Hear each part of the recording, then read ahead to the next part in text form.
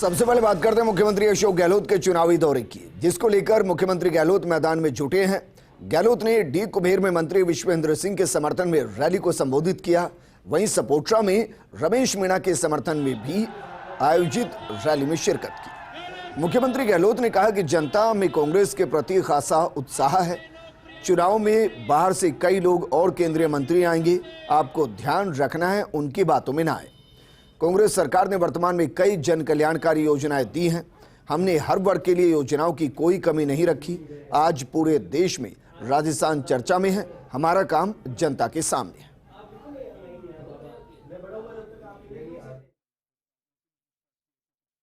आप बताइए, एक योजना खुद ने कहा, उसके बाद वो तैयार नहीं हो रहे हैं। 2 लाख हेक्टेयर में सिंचाई होगी, 13 जिले पीने का पानी मिलेगा।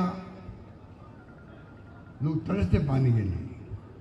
पता नहीं इसने उनको गुमराह किया। पानी वाला मंत्री भी राजस्थान का ही है, क्या उनकी ड्यूटी नहीं थी? जोधपुर एमपी की जो मंत्री है, इतने बड़े पद पर बैठे हुए हैं। एक योजना राजस्थान की 25 एमपी जीता है राजस्थान जनता ने बीजेपी को। एक योजना, सिर्फ एक योजना, वो राज्य परियोजना घोषित नहीं करना पाए। तो आप सोच सकते हो कि कितना बड़ा भेदभाव, उपेक्षा हमारे प्रदेश के साथ हो रही है। वोट मांगने आना अलग बात है, तो आप पूछो उनको भी वोट किस बात के मांग रहे हो आप लोग? कौन सा काम आपने किया राजस्थान में? हमने काम किया, आपके सामने है। हमने काम किया तो आप हमें आशीर्वाद दो, सरकार रिपीट करो। आप रमेश मीणा जी के साथ जो आपका रिश्ता है वो बहुत ही स्पष्टवादी है, व्यावहारिक है, प्रतिबद्ध है।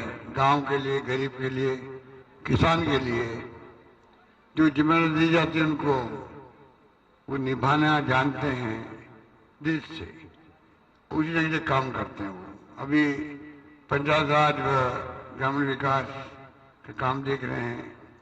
आप देखते हैं किस प्रकार से उन्होंने एक के बाद एक स्कीमें लॉन्च करी। राजीविका की बहनें यहाँ बैठी हुई होगी, राजस्थान भर के अंदर करीब 50 लाख महिलाएं जो है वो स्वयं सहायता समूह जुड़ी हुई है।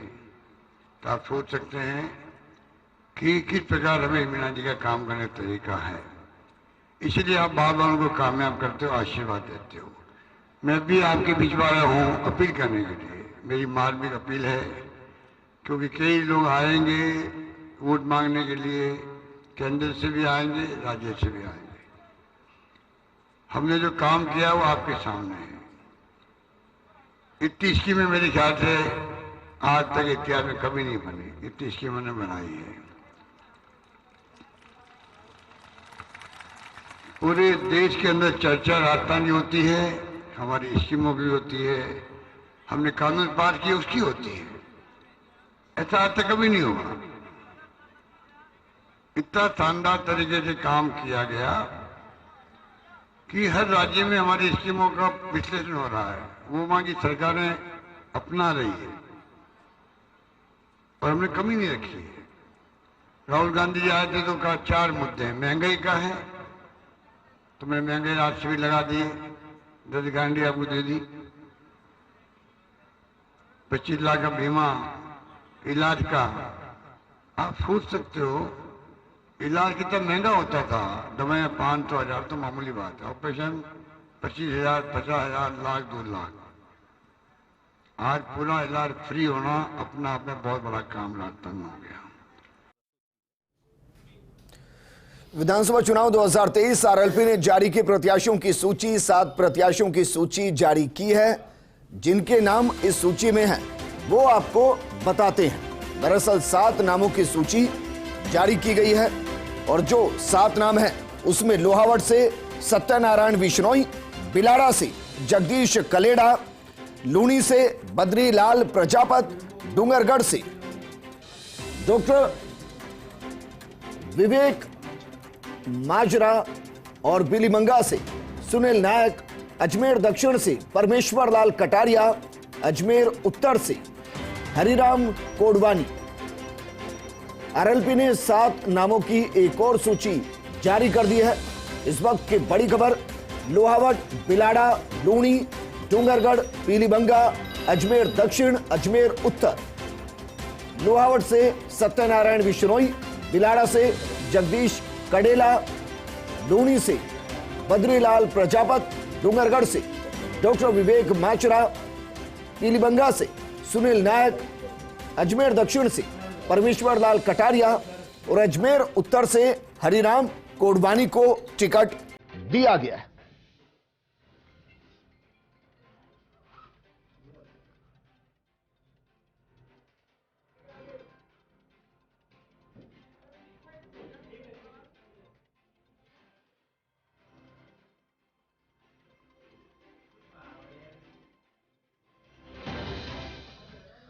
जल जीवन मिशन में हुए घोटालों की जांच में जुटी ईडी की टीम का प्रदेश के इस अंदर सबसे बड़ा एक्शन दिखाई दिया।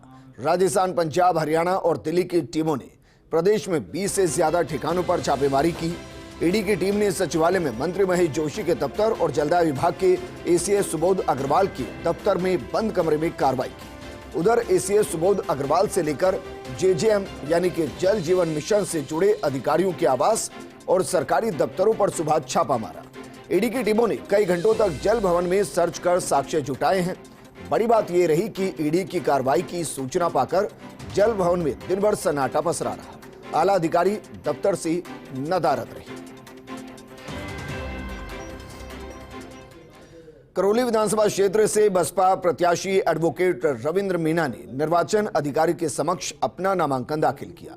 वो बहुजन समाज पार्टी कार्यालय से कलेक्ट्रेट तक ट्रैक्टर चलाकर पहुंचे। बसपा प्रत्याशी रविंद्र मीणा को ट्रैक्टर चलाते देख लोगों ने जय जवान, जय किसान, जय विज्ञान के नारे लगाए। बहुजन समाज पार्टी के जिला अध्यक्ष जमुना लाल जाटव ने बताया कि रविंद्र मीणा अपने हजारों समर्थकों और कार्यकर्ताओं के साथ अंबेडकर सर्किल पहुंचे और संविधान निर्माता डॉक्टर भीमराव अंबेडकर की मूर्ति पर माल्यार्पण किया। वहीं रविंद्र मीणा रैली के रूप में मदन मोहन जी मंदिर पहुंचकर पूजा अर्चना करते नजर आए। इसके बाद हजारों समर्थकों और कार्यकर्ताओं के साथ बाजार से होते हुए निकले। व्यापारियों ने रविंद्र मीणा को माला और साफा पहनाकर स्वागत किया। इसके साथ ही सर्व समाज के पंच पटेलों ने भी साफा पहनाकर समर्थन देने का ऐलान कर दिया। रविंद्र मीणा ने करौली विधानसभा क्षेत्र से पहुंचे अपार जनसमूह का आभार जताया। इस दौरान बसपा के प्रदेश प्रभारी विजय कुमार बैरवा, जिला प्रभारी शिव सिंह सहित बसपा के कई प्रमुख पदाधिकारी और कार्यकर्ताओं सहित बड़ी संख्या में समर्थक मौजूद रहे।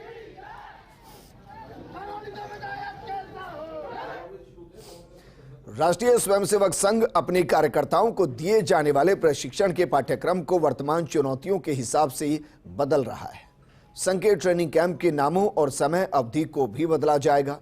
अभी तक संघ के कैंपों को अभ्यास वर्ग कहा जाता था और 1 सप्ताह से 25 दिन तक की अवधि होती थी। संघ के अखिल भारतीय प्रचार प्रमुख सुनील आंबेकर ने बताया कि अखिल भारतीय कार्यकारी मंडल बैठक इस साल गुजरात के कच्छ क्षेत्र भुज में हो रही है। 5 से 7 नवंबर तक होने वाली बैठक में पाठ्यक्रम बदलाव को लेकर चर्चा होगी और ये 2024 के अभ्यास वर्गों से लागू कर दी जाएगी। अंबेकर ने बताया कि इस बैठक में संघ की रचना के अनुसार गठित कुल 45 प्रांतों से 381 प्रतिनिधि हिस्सा लेंगे। बैठक में विशेष रूप से सर संचालक डॉक्टर मोहन भागवत, सर कार्यवाहक दत्तात्रेय होसबोले के साथ विश्व हिंदू परिषद, विद्यार्थी परिषद, बीजेपी सहित विविध समवैचारिक संगठनों के संगठन मंत्री भी बैठक में शामिल होंगे। उन्होंने बताया कि बैठक में अयोध्या में 22 जनवरी को हो रहे श्री राम मंदिर प्राण प्रतिष्ठा समारोह और उससे जुड़े देश भर में प्रस्तावित कार्यक्रम आदि विषयों पर बैठक में चर्चा होगी। देश भर में हर एक शहर और गांव में अलग अलग मंदिरों में कार्यक्रम का आह्वान किया जाएगा। इस कार्यक्रम के संदर्भ में संघ कैसे सहभागी होगा, इस विषय पर इस बैठक में चर्चा होगी।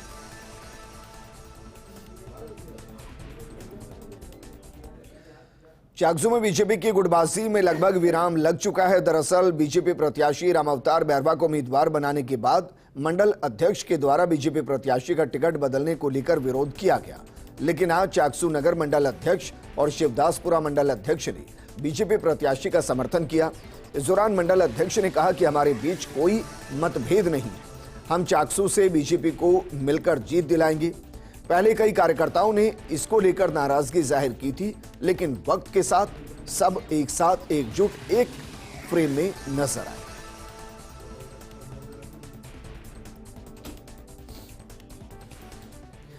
मुख्यमंत्री अशोक गहलोत सरदारपुरा विधानसभा से 6 नवंबर को नामांकन दाखिल करेंगे। इस दौरान कांग्रेस अध्यक्ष मल्लिकार्जुन खड़गे, पीसीसी चीफ गोविंद सिंह डोटासरा समेत कई बड़े नेता मौजूद रहेंगे। हालांकि ये पहला मौका होगा जब किसी कांग्रेस प्रत्याशी के नामांकन दाखिल के वक्त उस पार्टी के राष्ट्रीय अध्यक्ष मौजूद रहेंगे। गहलोत के नामांकन की तैयारियां शुरू हो गई हैं। गहलोत के भांजे जसवंत सिंह कछवाहा सभी तैयारियां देख रहे हैं। नामांकन के वक्त मुख्यमंत्री राजकीय उम्मेद स्टेडियम में एक जनसभा को भी संबोधित कर सकते हैं। हालांकि अभी यह कार्यक्रम ऑफिशियल नहीं हुआ है। प्रदेश के विधानसभा चुनाव में कई ऐसी सीटें हैं जिन पर सभी की नजर है और ऐसी एक सीट है चूरू जिले की तारानगर, जहां से बीजेपी नेता राजेंद्र राठौड़ चुनाव मैदान में हैं। उन्होंने आज एसडीएम के समक्ष अपना नामांकन दाखिल किया। हजारों कार्यकर्ताओं के साथ एसडीएम कार्यालय पहुंचे राजेंद्र राठौड़ ने रिटर्निंग अधिकारी संदीप चौधरी को नामांकन पेश किया। इससे पहले राठौड़ ने चूरू की रामगढ़ी गौशाला में पूजा अर्चना की और उसके बाद तारानगर पहुंचे और नामांकन दाखिल किया। राठौड़ जीत के प्रति आश्वस्त नजर आए। राजेंद्र राठौड़ ने कहा कि राजस्थान में बीजेपी की लहर है। राजस्थान के साथ साथ तारानगर में कमल खिलेगा और कांग्रेस का सुपड़ा साफ होगा। जनता को अराजकता के माहौल से मुक्ति मिलेगी। नामांकन सभा में हरियाणा के कृषि एवं किसान कल्याण मंत्री जेपी दलाल, लक्ष्मणगढ़ के प्रत्याशी सुभाष महरिया, रतनगढ़ विधायक अभिनेश महर्षि, चूरू प्रत्याशी हरलाल सारण सहित बड़ी संख्या में कार्यकर्ता मौजूद रहे। तारानगर में भी कमल खिलेगा, जिले में पूरे जिले में कमल खिलेगा। कांग्रेस का सुपड़ा साफ हो गया। इस अराजकता के वातावरण से यहाँ के लोगों को मुक्ति मिलेगी। एक नया कमल उदय होगा जो इस तारानगर के विकास का पैगाम लेकर आएगा, शांति और ईमानदारी का पैगाम लेकर आएगा। आज नामांकन पत्र भरा है। नामांकन की रैली के अंदर लोगों का हजूम है। अब जाके उनसे रूबरू होता हूँ। मुद्दा अराजकता के वातावरण को तोड़ना रहेगा। राजस्थान तारानगर में नए विकास के संकल्पना को करके उसको धरती पर उतारना रहेगा। सपनों के सौदागर नहीं, यथार्थ में बात करेंगे। रक्षा मंत्री राजनाथ सिंह राजसमंद के दौरे पर रहे, जहां उन्होंने बीजेपी प्रत्याशी दीप्ति माहेश्वरी की नामांकन सभा को संबोधित किया। उन्होंने कहा कि वो दीप्ति की जीत के बाद एक बार फिर से जनता का आभार जताने के लिए जरूर आएंगे। वहीं राजनाथ सिंह ने कांग्रेस पर जमकर निशाना साधा। उन्होंने कहा कि गहलोत सरकार चांदी के चंद सिक्कों से जनता का ईमान खरीदने की कोशिश कर रही है। वहीं दीप्ति माहेश्वरी ने कहा कि शहर का विकास गहलोत सरकार के कार्यकाल में थम गया था, लेकिन डबल इंजन की सरकार बनने के बाद प्रदेश का चहुमुखी विकास होगा। बहनों भाइयों, सब कुछ हो सकता है, लेकिन हमारी राजस्थान की बहादुर जनता की ईमान नीयत को कोई मां का लाल खरीद नहीं सकता है। लाना चाहता चंद चांदी के सिक्कों के आधार पर बख्शीश देकर प्रदेश की जनता का ईमान खरीदने की कोशिश कर रहे हैं। दुनिया के किसी दूसरे देश में कोई माफ कर दे मेरे बहनों भाइयों, लेकिन मुझे पक्का विश्वास है कि हमारी राजस्थान की जनता इस कृत्य के लिए उन्हें माफ नहीं करेगी। 5 वर्षों में राजस्थान में महिला उत्पीड़न, महिलाओं को लेकर जिस तरीके के हादसे हुए हैं, हम सब मिलकर, पूरी मातृशक्ति ने मिलकर अब ये निर्णय ले लिया है कि राजस्थान में इस बार सिर्फ और सिर्फ कमल खिलेगा।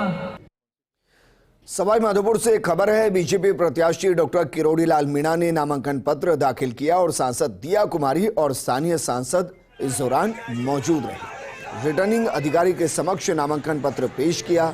सैकड़ों समर्थकों के साथ रैली के रूप में किरोड़ी लाल मीणा कलेक्ट्रेट पहुंचे और इस दौरान सुरक्षा के भारी इंतजाम किए गए। सवाई माधोपुर से मेरा पुराना रिश्ता है। महुआ जहाँ से मेरी जन्म स्थिति है, वो पहले सवाई माधोपुर की बनी और सबसे पहले मैं वहाँ से विधायक बना था। उसके बाद 1989 में मैं यहाँ से लोकसभा के सदस्य बने और 2003 में विधायक भी चुना गया था। यहाँ की जनता का सदैव मेरे पेश में और आशीर्वाद बना रहा।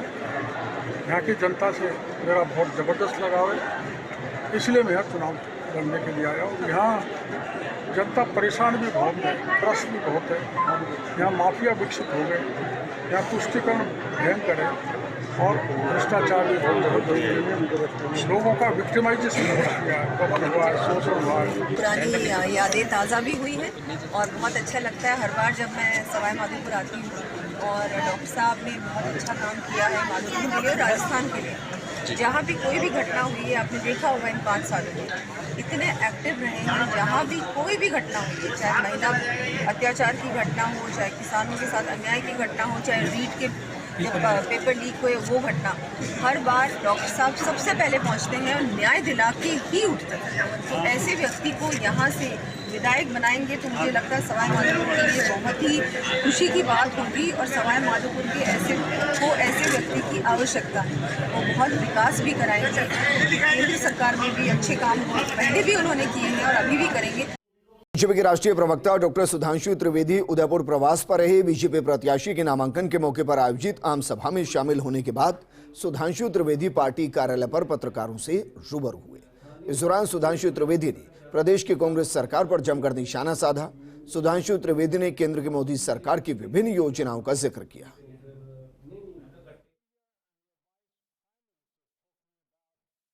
वादों और गारंटी का दावा करने वाले लोग, उनसे मैं पूछना चाहता हूं कि बेरोजगारों को बेरोजगारी भत्ता देने का वादा क्या हुआ? उस वादे की बजाय गारंटी ये मिली कि दर्जनों बार, 1.5 दर्जन से अधिक बार पेपर लीक हुए। किसानों से कहा था कि चुटकी बजाते अंदाज में राहुल गांधी जी ने 2018 के चुनाव में, जब मध्य प्रदेश, राजस्थान, छत्तीसगढ़ तीनों के चुनाव हो रहे थे, और ये कहा था बस 1, 2, 3, 4, 5, 6, 7, 8, 10 दिन में सारा कर्जा माफ कर दूंगा। आज 5 साल के बाद भी किसान परेशान होकर पूछ रहा है कि क्या है। पीसीसी चीफ गोविंद सिंह डोटासरा ने लक्ष्मणगढ़ विधानसभा सीट पर नामांकन दाखिल किया। नामांकन के बाद लक्ष्मणगढ़ के नेहरू स्टेडियम में सभा का आयोजन किया गया। सभा को संबोधित करते हुए प्रदेश प्रभारी सुखजिंदर सिंह रंधावा ने कहा कि ईडी ने शेर के मुंह में हाथ डाला है। बीजेपी का निशान कमल का फूल नहीं, ईडी सीबीआई होना चाहिए। आने वाले समय में राजस्थान और हिंदुस्तान में कांग्रेस का राज होगा। ईडी ने डोटासरा के दोनों बेटों को बुलाया है। जितनी बार बुलाओगे उतनी बार ज्यादा वोटों से जीतेंगे। वहीं कार्यक्रम को संबोधित करते हुए पीसीसी चीफ ने बीजेपी पर निशाना साधा और कहा कि लक्ष्मणगढ़ में 1800 करोड़ के काम हुए। उन्होंने बीजेपी पर निशाना साधते हुए कहा कि उनको मेरे से नहीं, मेरे काम से तकलीफ है।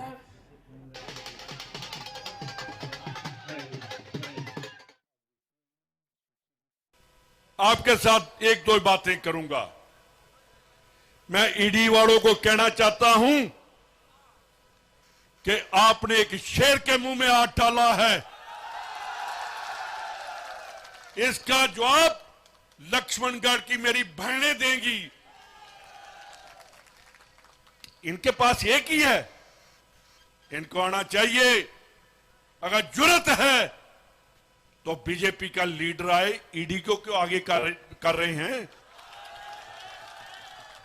इनको अपना चोन निशान कमल का फूल नहीं होना चाहिए। बात नहीं, वो अपना काम करें, हम अपना काम कर रहे हैं। वो डिस्टर्ब करना चाहते हैं, हम डिस्टर्ब नहीं हो रहे हैं। वो डराना चाहते हैं, हम डरेंगे नहीं। वो उनको किसने मना किया था? 2.5 साल से जब कोई चीज थी तो उनको 2.5 साल में कहीं न कहीं इस पे ले लेना चाहिए था, एक्शन ले लेना चाहिए था, कार्रवाई करनी चाहिए थी। आज भी कोई बता नहीं पा रहे हैं कि भाई मेरा क्या लिंक है पेपर लीक से। कोई लेना देना नहीं, न पेपर लीक से मेरा लेना देना, न मनी लॉन्ड्रिंग से मेरा लेना देना, न कोई चोरी से मेरा लेना देना, न भ्रष्टाचार से मेरा लेना देना। केवल इनकी पहुंच है, मैरिया जी की, राठौड़ साहब की, इनके ऊपर बड़े बीजेपी के आलाकमान तक पहुंच है। राजधानी जयपुर के लालकोठी में निर्वाचन विभाग के मुख्य स्टोर में पीठासीन अधिकारियों और आरओ के लिए चुनाव सामग्री भिजवाने का काम जारी है। इस बार पीठासीन अधिकारियों और आरओ की सुविधा के लिए 6 तरह की बुकलेट तैयार करवाई गई, जिससे चुनाव प्रक्रिया और ज्यादा सुगम हो सकेगी। इस मौके पर राज्य निर्वाचन विभाग के मुख्य स्टोर का जायजा लिया हमारे सहयोगी ऋतुराज शर्मा ने। हम यहाँ पर खड़े हैं जिला निर्वाचन अधिकारी कार्यालय के भंडार में, और ये स्टोर है। आप देख सकते हैं कि यहाँ पर जो पीठासीन अधिकारियों के लिए किस तरह से इस बार विशेष रूप से पुस्तिका तैयार की गई है। जो फॉर्म जो होते थे, 3-4 तरह के जो फॉर्म होते थे, उन्हें लूज फॉर्मेट में अब तक दिया जाता था, और अब ये एक पूरी पुस्तिका बनाकर यहाँ पर दे दी गई है, जिसमें पीठासीन अधिकारी के लिए सारे जो मार्गदर्शक तत्व हैं वो हैं, जो दिशा निर्देश हैं वो तमाम जानकारी हैं, क्या कर्तव्य होने चाहिए, कैसे सेक्टर अधिकारी काम करते हैं, और मतगणना की प्रक्रिया आदि, ये तमाम तरह की कार्रवाई है। इसी के साथ साथ जो बुकलेट है उसमें जो मतदाता पर्ची है उसको यहाँ पर सारा ब्यौरा दिया गया है, और जो पीठासीन अधिकारियों के लिए जो चेक लिस्ट है और ध्यान देने योग्य जो बातें हैं उसको बताया गया है कि क्या डूज होने चाहिए, क्या डोंट्स होने चाहिए, कि भाई किन चीज़ों का ध्यान रखा जाना चाहिए। पीठासीन अधिकारी को अक्सर ये एक समस्या आती थी कि लूज फॉर्मेट में देने से कागज़ भी छिटक जाते थे और उनको कई चीज़ों का ध्यान नहीं रखा रहता था जब वे काम करते थे, लेकिन अब उसी को पूरी एक बुकलेट के शक्ल में दिया गया है यहाँ पे। साथ ही साथ ये जो कैसे मत पड़ेंगे और उसको फॉर्म कैसे यहाँ पर उसका फॉर्म होगा, इसको भी लूज फॉर्मेट के बजाय एक पूरी बुकलेट यहाँ पर दे दी गई है। निवेदित मतों की सूची है, उसमें लेखा है और मतों की सूची है, ये तमाम चीज़ें हैं इसमें कि मतदाताओं की कुल संख्या कितनी है और किस तरह से यहाँ पर पीठासीन अधिकारी इन तमाम प्रविष्टियों को दर्ज करके और अपना स्टाम्प रजिस्ट्रेशन स्टाम्प लगाकर और उसको वेरीफाई करेगा।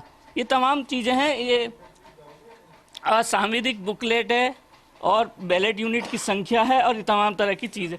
हमारे साथ यहाँ के जो अधिकारी हैं वो हैं जो इस पूरे काम को देख रेख कर रहे हैं। क्या अंतर नज़र आया कामकाज के तरीके में? कामकाज देखो, सभी फॉर्म्स पहले लूज में देते थे तो उससे पीठासीन अधिकारी और जो पोलिंग पार्टी होती थी तो उनको परेशानी होती थी बहुत ज़्यादा। तो अब की बार इसमें पीठासीन अधिकारी के सभी फॉर्म्स इसमें बुकलेट में शामिल कर लिए जिससे कि उनको परेशानी कम हो। जो बुकलेट है उस बुकलेट का भी कोई नया अंदाज है, क्योंकि इसमें एक तरफ रंगीन कागज़ हमें दिखाई दे रहा है और जो कागज़ की क्वालिटी है वो भी बहुत अच्छी दिखाई दे रही है। हाँ, अच्छी बनवाई गई है, ये भारत निर्वाचन आयोग के डायरेक्शन में अच्छी बनवाई गई है उसी के हिसाब से। पहले क्या समस्या आती थी, खासतौर पर पीठासीन अधिकारियों की तमाम तरह के कामकाज और तौर तरीके की बात करें तो किस तरह की समस्या का सामना करना पड़ता था? नहीं, पहले जैसे फॉर्म लूज दिए जाते थे तो वो बिखर जाते थे इधर उधर, पोलिंग पार्टियों का बैग तैयार करने में परेशानी होती थी उनको। तो अब उनकी पोलिंग पार्टी में केवल 6 बुकलेट डालेंगे और उसका बैग तैयार हो जाएगा पोलिंग पार्टी का। तो उसमें एक लिफाफों की बुकलेट है जिसमें 31 प्रकार के लिफाफे शामिल किए गए हैं और जो लिफाफे के शक्ल में भी 6 अलग अलग लिफाफे उनको दिए जाएंगे। तो पीठासीन अधिकारी हैं जो आरओज़ हैं उनके लिए काम आसान करने के ये तरीके ईजाद किए गए हैं। कैमरा पर्सन संजय के साथ Rituraj Sharma, First India News, Jaipur. विधानसभा चुनाव के रण में जुबानी जंग जारी है। बीजेपी प्रदेश अध्यक्ष सीपी जोशी ने फर्स्ट इंडिया से खास बातचीत में कहा कि बहुमत से बीजेपी की सरकार बन रही है। पीएम मोदी के नाम पर चुनावी मैदान में बीजेपी कार्यकर्ता एकजुट हैं। लिस्ट में किए गए प्रयोगों के सवाल पर सीपी जोशी ने कहा कि हम एक परिवार हैं, हमारा ध्येय, हमारा विचार और कमल का फूल है। पीएम मोदी, गृह मंत्री अमित शाह और राष्ट्रीय अध्यक्ष जेपी नड्डा के कार्यक्रम तय हो रहे हैं। कई बड़ी सभाएं और रोड शो होंगे। मेरे साथ भारतीय जनता पार्टी के प्रदेश अध्यक्ष मौजूद है। चूंकि टिकटों में लगातार व्यस्तता है, सियासी मंथनों का दौर जारी है और इस वक्त रूठों को मनाए जाने पर पूरी तरह से फोकस भी किया जा रहा है। ऐसे में प्रदेश अध्यक्ष से कुछ सवाल फर्स्ट इंडिया न्यूज के। हालांकि बातचीत रास्ते में अपने रूट पर जाते वक्त किसी स्थान पर रुककर मैंने इनसे बातचीत की है, तो कुछ एक सवाल मैं यहां से पूछना चाहूंगा। सबसे पहला सवाल अध्यक्ष जी ये कि आप लोगों ने जो लिस्ट है, लिस्ट में कुछ प्रयोग किए हैं, प्रयोगों का कहीं पर विरोध भी होता है तो कहीं पर खुशी भी होती है, कैसे मैनेज करेंगे अब आप? देखिए, मैं पहले भी कहता आया हूं, भारतीय जनता पार्टी एक परिवार है और हम लोग कमल के निशान को ध्येय बनाकर काम कर रहे हैं, विचार को ध्येय बनाकर काम करते हैं। और सभी लोग, मैं सोचता हूं कि जो पार्टी ने निर्णय किया है, स्वाभाविक रूप से जो लोग वहां मेहनत कर रहे हैं, काम कर रहे हैं, थोड़ा उनके मन में पीड़ा स्वाभाविक है।